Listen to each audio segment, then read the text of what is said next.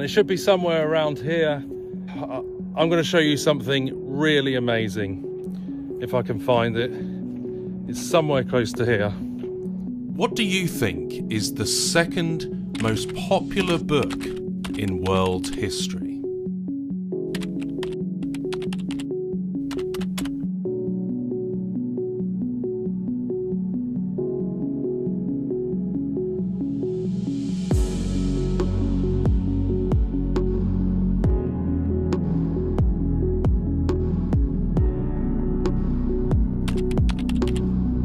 Well, did you guess it? The answer is Pilgrim's Progress by John Bunyan. Written during the 1600s, Pilgrim's Progress is an allegory of the Christian life, which John Bunyan wrote when he was in prison for sharing the gospel. And I laid me down in that place to sleep, and as I slept, I dreamed a dream. I dreamed a dream.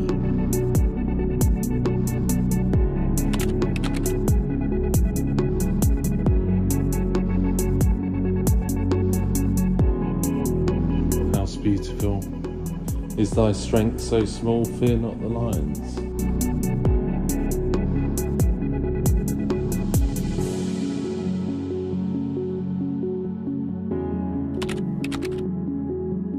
Evangelist is pointing the way for the Christian to flee from the wrath to come.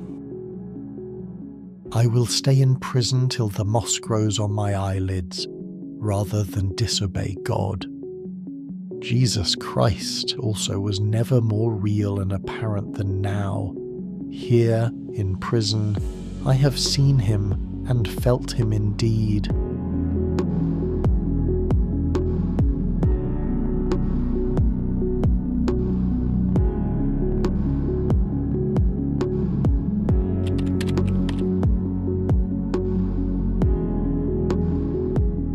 Well, here we are, folks. This is it. This is the place I wanted to bring us today. This is incredible. I'll show you.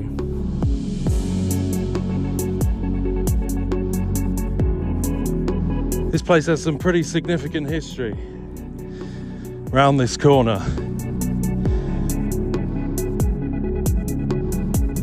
There it is, folks.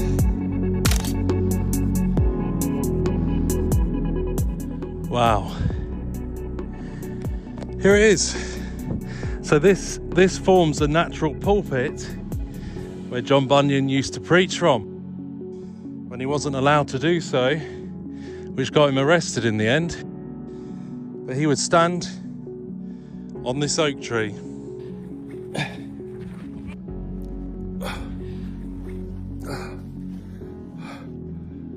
Wow. So you get up there in this tree as a natural pulpit, look, and preach from up there. That is incredible, and it kind of like makes you think how important it is to be doing this, to be evangelizing to people, and especially in these times that we see. Wow, kind of makes you think, doesn't it? Even under the threat of prison, he still did it. John Bunyan still did it, still stood up here, still shared the gospel. It didn't faze him. Wow. My mind is overwhelmed with fears and doubts I can't contain. I keep spinning round and round inside my brain. Come, be of good cheer. Let us not be daunted. Our cause is good. We need not be ashamed of it, to preach God's word, even if we suffer for it. Share your burdens with me. You don't have to hide your struggles from me. Child, you can take my hand, I'll walk you through whatever you're going through. I'm here for you. Wherever you are, I am your God. And in John Bunyan's story, the main character, he carries a heavy burden on his back. it weighs him down.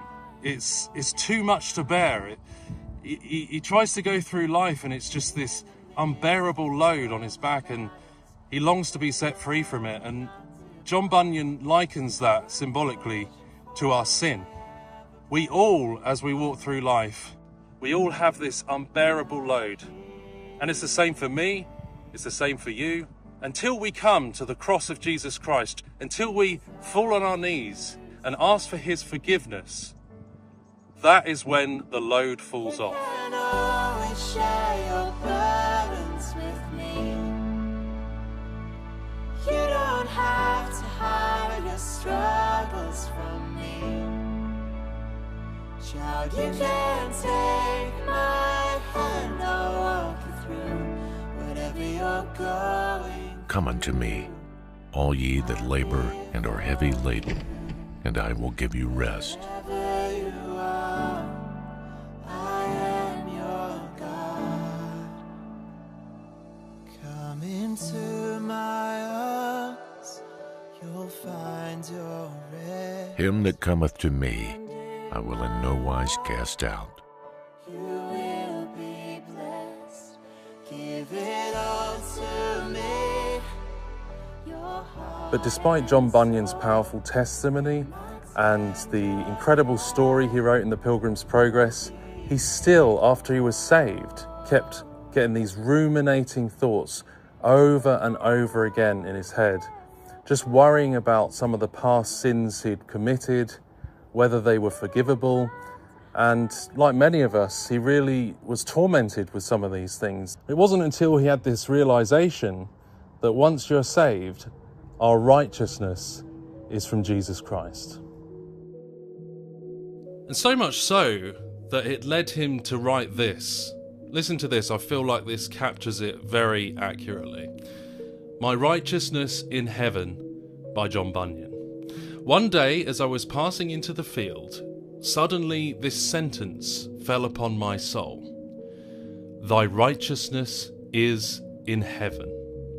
And I thought that I could see Jesus Christ at God's right hand.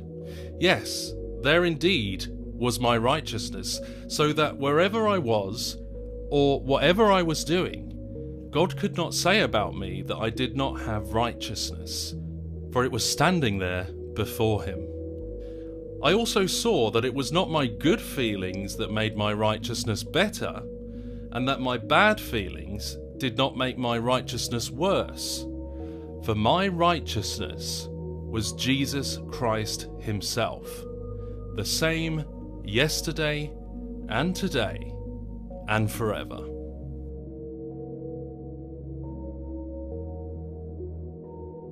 So at the cross of Jesus Christ, we are promised salvation from our sin, being given Christ's righteousness in an exchange where our sin is put upon Christ on the cross. He took our punishment away. He paid the penalty for what we deserved through the evil and the iniquity that we've done.